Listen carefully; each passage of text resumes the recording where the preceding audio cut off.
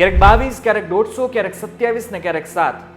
આંકડાઓ બદલાય છે, શહેર બદલાય છે, માણસો બદલાય છે, એકનું એક રહે છે, તો એ છે લાપરવાહી અને મૃત્યુ. દરેક વખતે તંત્ર ઉપર સવાલ ઊભા થાય છે કે તંત્રએ મહેનત કેમ ન કરી, તંત્રએ પહેલેથી જ આ કાર્યવાહી કેમ નહોતી કરી.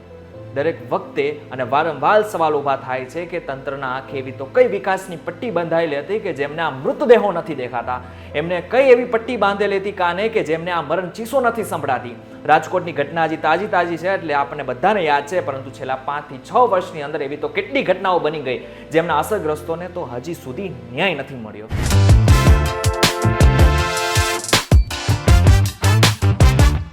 આજે હું તમારું સ્વાગત નહીં કરી શકું, કારણ કે સ્વાગત કરાય એવી કોઈ વાત છે પણ નહીં. આજે હું તો ન તો તમને કંઈ શીખવીશ, ન તો કોઈ માહિતી આપીશ. આજે માત્ર ને માત્ર એ તંત્રના અધિકારીઓને મારે કેટલીક ઘટનાઓ યાદ અપાવી છે જે દર વખતે ભૂલી જાય છે. શરૂઆત કરી રાજકોટથી, જ્યાં ઘોડાઓ છૂટ્યા પછી તબેલાના તાળા મારવામાં આવ્યા, એવી જ રીતના ગેમ ઝોન તરત બંધ કરી નાખવામાં આવ્યા. હાઈકોર્ટે પણ સુઓ મોટો દાખલ કરીને પોતે કાર્યવાહી કરી છે. આની સાથે સાથે આરોપીઓ પકડાઈ રહ્યા છે. પરંતુ હવે કેન્ડલ માર્ચ નીકળશે, વિડીયો બનશે અને વિડીયો વાયરલ પણ થશે, પરંતુ જે લોકો ગયા છે, જે માસૂમો ગયા છે, એ પાછા નહીં આવે અને વખતના વાહનની જેમ બધું જ ભૂલાઈ જશે. આ વિડીયો જુઓ, નીચે લાકડા પડ્યા છે, ગેમ ઝોનમાં 300 લોકો છે, તોય બિલ્ડિંગનું કામ ચાલી રહ્યું છે. આ તણખાએ જ માસૂમોના જીવ લીધા છે. ફાયર સેફટીના સાધનો સીલ પેક પડ્યા રહ્યા અને માસૂમો રાખ થઈ ગયા. તો કે ગુજરાતની આ કોઈ નવી ઘટના નથી. કોઈ અધિકારી મને સાંભળતું હોય ને તો એમને વડોદરાની ઘટના સંભળાવું, એ વડોદરાની ઘટના બતાવું કે જ્યાં માસૂમોના ભોગ ફરી એકવાર લેવાયા હતા. દિવસ હતો 18 જાન્યુઆરીનો, જ્યાં માસૂમ બાળકો સ્કૂલના પ્રવાસે બોટિંગ માટે આવ્યા હતા. બોટ પલટી, બાળકો મૃત્યુ પામ્યા. માસૂમોનો ખિલખિલાટ મરણ ચીસોમાં ક્યારે પલટાઈ ગયો ખબર જ ના પડી. જ્યારે તપાસ કરવામાં આવી તો સાબિત શું થયું? શું સામે આવ્યું? કે જે બોટ હતી એમાં ઠૂસીને બાળકોને બેસાડવામાં આવ્યા હતા. લાઈફ સેવિંગ જેકેટ નહોતા અને એવી જ રીતના દરેક બોટ ચાલકો આવી જ રીતના બોટ ચલાવતા હતા. કારણ શું? કારણ કે પૈસા કમાવા હતા. ઝડપથી કેવી રીતના પૈસા કમાવા, એ જ ટ્રીકથી આ બાળકોના મોત થયા. જો કોઈ અધિકારીનું હજુ સુધી પેટનું પાણી ન હલ્યું હોય ને તો હવે હું તમને ભરૂચનો અગ્નિકાંડ પણ બતાવી દઉં. ભરૂચ ખાતે જંબુસર બાયપાસ રોડ પર આવેલી પટેલ વેલફેર હોસ્પિટલના કોરોના કેર વોર્ડમાં 1 મે 2021માં આગ લાગી. હવે આ આગે એટલું વિકરાળ સ્વરૂપ ધારણ કરી લીધું હતું કે આ આગ આઈસીયુ સુધી પહોંચી ગઈ, જ્યાં 12 દર્દીઓ, 2 સ્ટાફ એમ લગભગ 16 લોકોના મોત થઈ ગયા. જ્યારે તપાસ કરવામાં આવી તો સાબિત શું થયું? સેફટીના કોઈ જ સાધન નહોતો. ભરૂચ નગરપાલિકાએ એનઓસી તક નહોતી આપી. અરે એ તો જોવા તક નહોતું આવ્યું કે કેટલું સેફટી છે. હવે હોસ્પિટલના કાંડની વાત જ કરી રહ્યા છે ને તો અમદાવાદના હોસ્પિટલનો કાંડ કેવી રીતના ભૂલી શકીએ આપણે?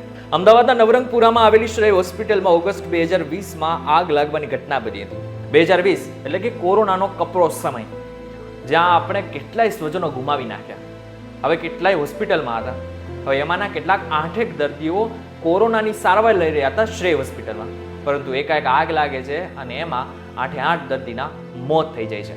જ્યારે તપાસ કરવામાં આવે છે ત્યારે સાબિત એ થાય છે કે આમાં પણ એટલે કે આ હોસ્પિટલમાં પણ કોઈ સેફટીના સાધનો નહોતા. અને પછી તારીખ પે તારીખ એમ તપાસ ચાલતી રહે છે. ઘણા લોકોએ આ વિડીયો અત્યાર સુધી તો સ્કીપ પણ કરી દીધો હશે, કારણ કે એમને એમ લાગતું હશે કે મીડિયા એકને એક વાત ચલાવે છે, 3 દિવસથી રાજકોટની એ વાત ચલાવે છે, પરંતુ હજુ સુધી તમે આ વિડીયો સ્કીપ નથી કરેલું ને તો એનો મતલબ જ એ છે કે તમને સંવેદના છે, તમને બાળકો પ્રત્યે સંવેદના હતી, તમને મા બાપ પ્રત્યે સંવેદના છે કે મા બાપ હવે દિવસો કેમ કાઢશે, જેના વાલસોએ દીકરો ખોઈ નાખ્યો એ હવે જિંદગી એની પોતાની કેમ કાઢશે. એ ક્યાંક ને ક્યાંક સંવેદના તમારાની અંદર પણ છે. હજી એક ઘટના, તક્ષશિલા કાંડ. આ ઘટનાની ચર્ચા આખા ભારતમાં થઈ હતી, જેમાં 22 બાળકોના મોત થયા હતા. અરે કેટલાય બાળકો તો 4થા માળેથી કૂદી પડ્યા હતા.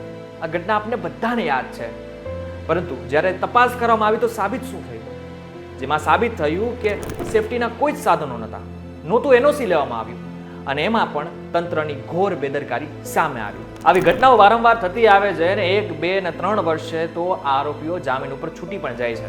30 ઓક્ટોબર 2022ના રોજ મોરબીનો ઝૂલતો બ્રિજ પુલ તૂટી પડતા 135 લોકોના કરુણ મોત થયા હતા. જેમાં પોલીસે 10 આરોપીઓ સામે ફરિયાદ પણ નોંધી. આ 10 આરોપીઓ પૈકી મોરબી ઝૂલતા બ્રિજનું મેનેજમેન્ટ કરનાર ઓરેવા કંપનીના 2 મેનેજર, 2 ક્લાર્ક, 3 સિક્યુરિટી ગાર્ડ અને બ્રિજના કલરકામ સાથે સંકળાયેલ એક વ્યક્તિ એમ મળીને કુલ 8 લોકોને હાઈકોર્ટે જામીન પણ આપી દીધા. જ્યારે મુખ્ય આરોપી જયસુખ પટેલ આજે પણ જેલની બહાર છે. પહેલા તો એને જામીન મળ્યા પણ નહોતા, પરંતુ છેલ્લે એને પણ મળી ગયા. પરંતુ આજે પણ 135 લોકોના જે મોત થયા છે એના પરિવારજનો આજે પણ ન્યાય માટે ઝંખી રહ્યા છે. એમને ક્યારે ન્યાય મળશે એ તો હવે કોઈને નથી ખબર. જ્યારે પણ આવી ઘટનાઓ બને છે ને ત્યારે દર વખતે તંત્ર પોતાની રીતે વાયદાઓ કરે છે અને આ પછી વાયદાઓને જ પડીકું વાળીને ફેંકી દે છે.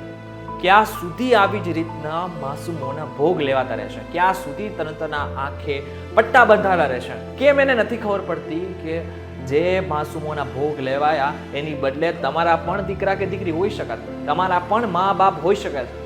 ક્યાં સુધી કોઈ વિધુર બનતું રહેશે? ક્યાં સુધી કોઈ વિધવા બનતું રહેશે? અને ક્યાં સુધી કોઈ અનાથ બનતું રહેશે? થોડાક પૈસા કમાવાની લાલચમાં ક્યાં સુધી આપણે એ ફાઇલ ઉપર સાઇન કરી નાખીશું? જોઈશું નહીં કે ભલે એનઓસી લીધી છે કે નહીં, અને બસ એમ જ ફાઇલો ઉપર સાઇન થતી રહેશે. અધિકારીઓને મારે બસ એટલું જ કહેવું છે કે થોડી તો માનવતા દાખવો, થોડું તો વિચારો. કાલે સવારે એની જગ્યાએ કદાચ તમે પણ હશો, એ જ રીતના તમે પણ રડતા હશો, ત્યારે શું વિચારશો કે મેં એ જ સાઇન કરી નાખી, એ જ મારી સૌથી મોટી ભૂલ હતી. પરંતુ ત્યાં સુધી કદાચ મોડું પણ થઈ ગયું હશે. આશા છે કે ગુજરાત સરકાર કોઈ તો એવા પગલાં લેશે, સજ્જડ એવા કોઈ નિર્ણયો લેશે કે જેથી ફરી એકવાર કોઈ વિધુર નહીં બને, કોઈ અનાથ નહીં બને અને કોઈ વિધવા નહીં બને.